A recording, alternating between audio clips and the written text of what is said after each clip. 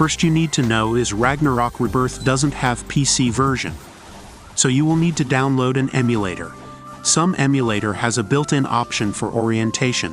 Why is this important, you ask? Because if you want to enjoy the game, you should play it in horizontal orientation. Of course, this is what is natural to our eyes. I used BlueStacks since it has this feature. But if your emulator doesn't have rotate angle option, try to download any third-party app in Play Store.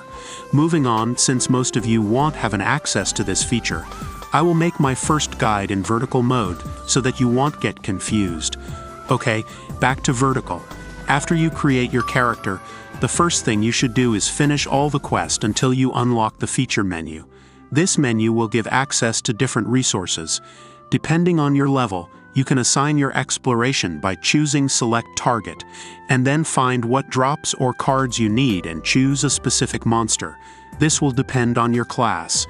If you are a mage, you may want cards that give magic attack stat.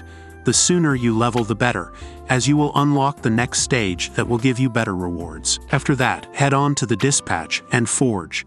Here you will send your pets to farm you resources that you will need in enhancement, enchantment, and upgrading runes of your pets to increase their power. Take note that each pet has a specific characteristic, meaning some have percentage boost in farming ores, and some have boost in farming other materials.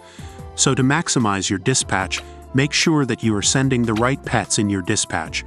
My suggestion is farm first the natural silver ore, Krista, and Fehu dust.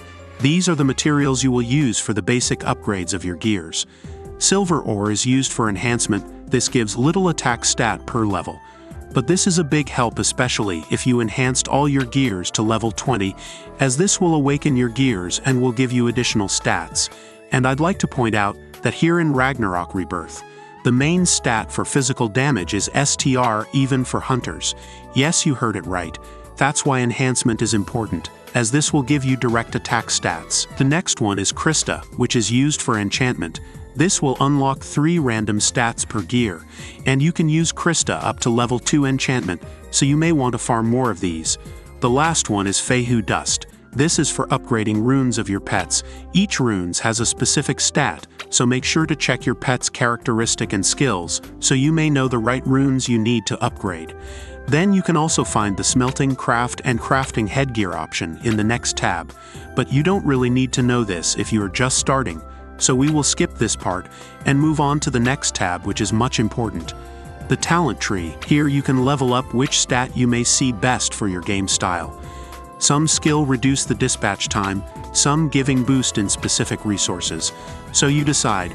Just remember, each character class has a specific material for upgrading. For example, a hunter needs Jade Creeper, so you may want to max that talent tree stat since that's more practical for your progression. Unless you are planning to sell your resources, then that's a different story. The other parts of the feature menu are easy to understand, like the dungeon and commission board. These are the daily quests. You don't need guide for this. These are the most important things you need to do ASAP when you start the game to increase your damage and help your character progress to the story. Another bonus tip, if you are playing Hunter, you don't need to buy elemental arrows. All elemental arrows are skills that you can unlock in your skill page. For example, you want Fire Arrow. You can gain 2% bonus attack per level of that skill. So at early level, it's best you choose 1 or 2 element and pick the right monster for your elemental arrow. In my case, I chose Fire Arrow and leveled it to 10, and so my farming spots would be Earth-type monsters. So that's it for this guide. Next we will try to look for other things that we have missed. And if you have played this game on beta, perhaps you can share some of the tips that can help us and the other readers in the comment section. Anyway, till next time.